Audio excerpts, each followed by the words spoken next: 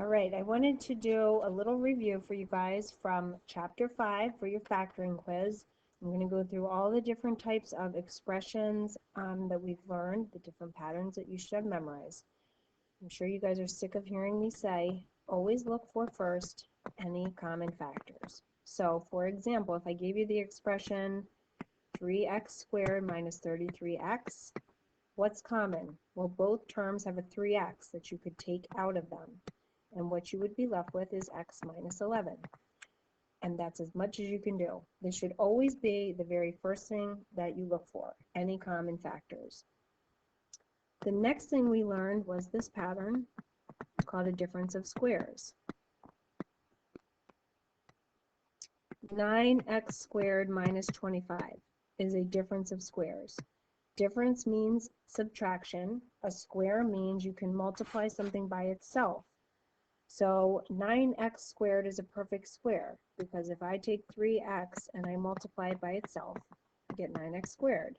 Hopefully you all have memorized that 25 is a perfect square because it's the product of 5 and 5. The pattern for a difference of squares is you take the square root of the first term and the square root of the last term. You add them, you subtract them. And that is all you do to factor a difference of squares.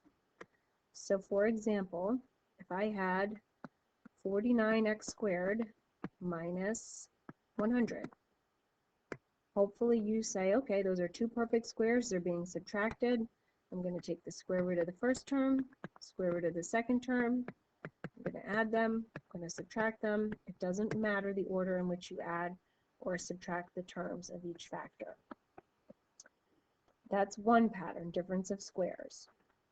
Then we learned another pattern called a perfect square trinomial. So an example is 9x squared plus 30x plus 25. These are the types of trinomials where we went through the different steps to verify if the trinomial was a perfect square trinomial or not. The first thing you'd look at is the first term. Is the first term a perfect square? Yes. The square root of our first term is 3x. Is the last term a perfect square? Yes. The square root of our last term is 5. Last thing you have to check is the middle term. It should be the product of the square root of the first term times the square root of the last term times 2. And if that works, then yes, it's a perfect square trinomial. So what do you do if you figured out the trinomial is a perfect square trinomial? You take the two square roots, the square root of the first term, the square root of the last term. You keep the sign of the middle term, and you square that binomial, and you're finished. So just to quickly compare two expressions that look similar, 9x squared minus 25, and I'm going to compare that to 9x squared plus 30x plus 25. So first and last terms are the same, the signs are a little different, one's a trinomial, one's a binomial. The difference of squares gets factored by adding the two square roots and subtracting them. The perfect square trinomial, I still take the square root of the first term and the square root of the last term, but this time it's the same binomial being multiplied by itself. So 3x plus 5 quantity squared. Difference of squares, you have to add and subtract the two square roots. Perfect square trinomial, it is the same binomial being squared. Then we started looking at trinomials that have no pattern. And there were two types of trinomials that have no pattern. The type where the coefficient in front of x squared is just 1, and the coefficient, the other kind is where the coefficient of x squared is something bigger than 1. So these are both types that don't have any pattern. So let's look at this first type, x squared plus 10x plus 24. Right off the bat, you know it's not a perfect square trinomial because 24 is not a perfect square. What should you do next? Look at the coefficient of x squared, the number in front of x squared.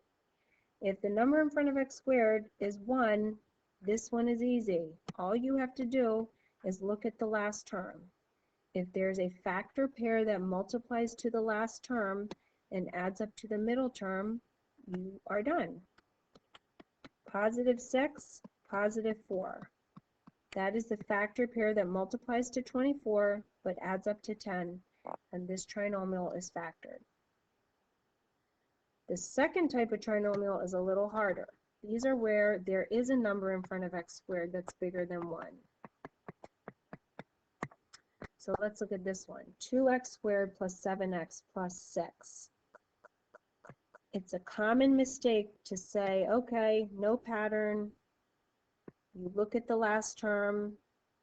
You see that 6 and 1 add up to 7, and sometimes students make a mistake and they go like this. And they just use the 6 and 1. But if I FOIL this back out to check, I'm not going to get the correct middle term, because this middle term is going to be 8x, and I want it to be 7x. So remember, these are the ones that take a little bit more work. So let me rewrite my trinomial.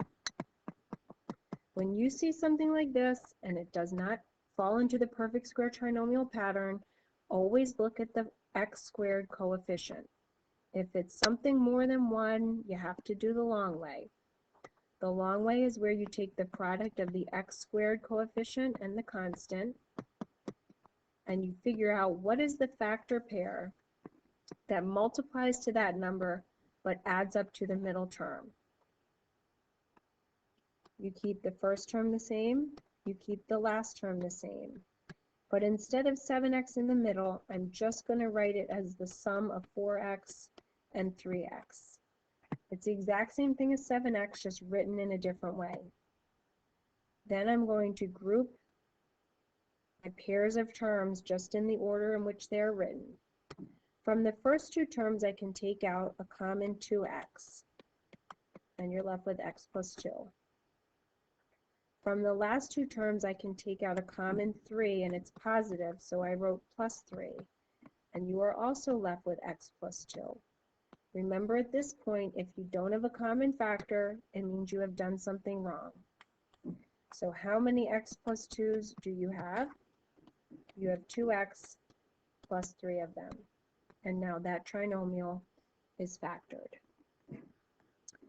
The tricky thing is putting all of this together. So I've encouraged you guys to go through your steps.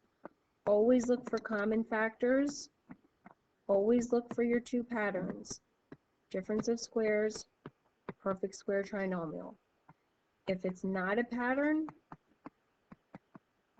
then you first look at the x squared term. Look at the number in front of the x squared term. If it's 1, it's easy. Just look at the last term, what factor pairs multiply to it and add to the middle term, and you're done. If it's more than 1, so I'll put greater than 1, you have to do it the long way. And always remember, the last step is very important. Can you factor further? Just because you have taken out a common factor, or just because you found one difference of squares, it doesn't mean you are finished factoring. Make sure all of your factors cannot be factored further. And also remember, you can always check your factoring by multiplying. Remember, factoring doesn't change the expression, it just changes the way in which it is written. So if you multiply your factors back out and you don't get what you started with, then that means you've done something wrong. All right, hopefully that is a helpful review of the factoring we've learned so far in Chapter 5.